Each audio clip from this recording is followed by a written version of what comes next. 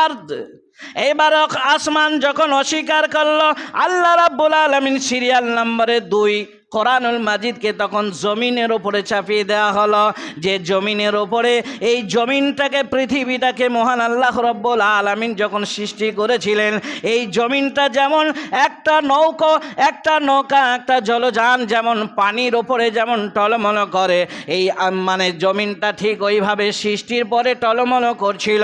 মহান আল্লাহ রাব্বুল আলামিন এই জমিনটাকে স্থির করতে গিয়ে কী করলেন, পেরেকের মতন মানে পাহাড়কে গেঁথে দিলেন। বন্ধুরে আমার, আমরা যে আকাশ ও পাহাড় দেখতে পাই, বিহারে চলে যান, বিহারে বিভিন্ন জায়গায় চলে যান, ঝাড়খণ্ডে চলে যান, যেখানে পাহাড় দেখতে পারবেন, ইউপির মাটিতে চলে যান, ওই আকাশ ও পাহাড় গোনা দেখছেন। ভাইয়ের আমার, বন্ধুরা আমার, যে প্রেক আপনি একটা কাঠের ওপরে আপনি যখন মেরে দেন, কাঠে মারার পরে পেরেকের কোন অংশ